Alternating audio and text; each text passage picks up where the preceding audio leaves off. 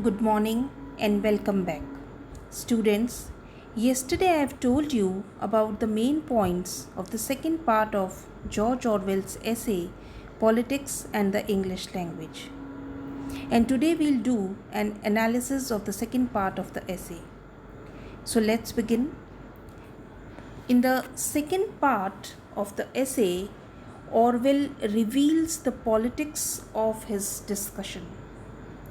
His critique of language is in fact a critique of the politics of all language, but most cuttingly a critique of partisan arguments.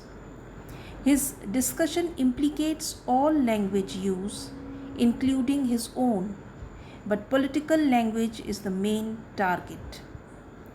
As becomes clear, the essay is an indictment of explicitly partisan positions and party politics. But unlike familiar angles and identifiable political arguments, his position isn't easily recognizable as a political one. And this is no coincidence, though, as familiar political positions are the main thing he is critiquing.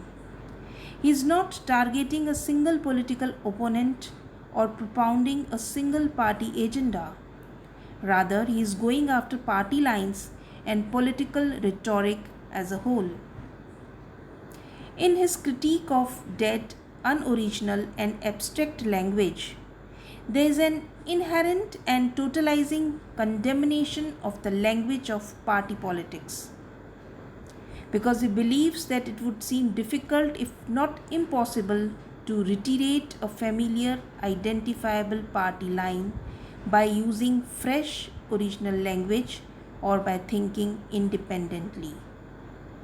If a political writer or speaker thinks independently and asserts agency in articulating their ideas, if they follow Orwell's guidelines, their ideas can't be repetitions of pre-established party positions.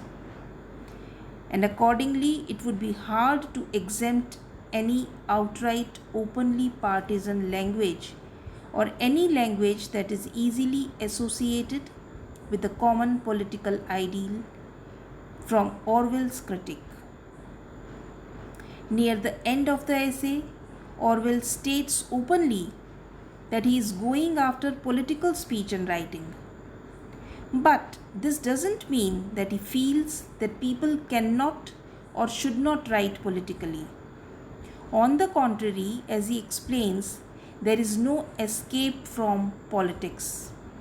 Everything, according to him, is in some sense political. No one can exempt themselves from it.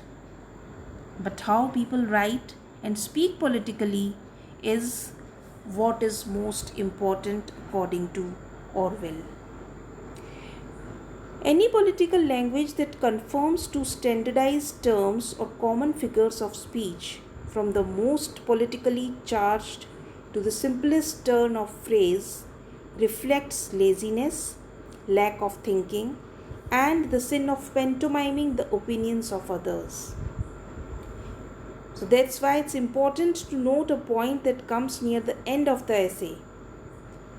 And what is it? That Orwell isn't advocating perfectionism. At first glance, his rules for independent thinking seem like they might have a silencing effect, in that there would be almost no turn of phrase that would be truly independent. Sentence construction depends on a certain conformity. But Orwell isn't promoting precision or exactness. He is not claiming that every sentence has to be completely original.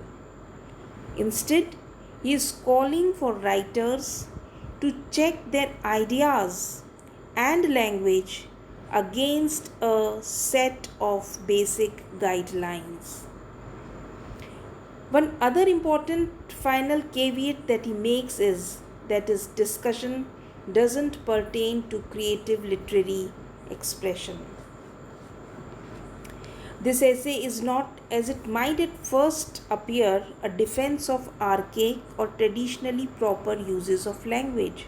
It is not in the defense of language only, but on the contrary, Orwell feels that old dead words should be abandoned, as he argues for original and independent thinking that comes from asserting agency in language, specifically in political speech. This is a must, according to Orwell.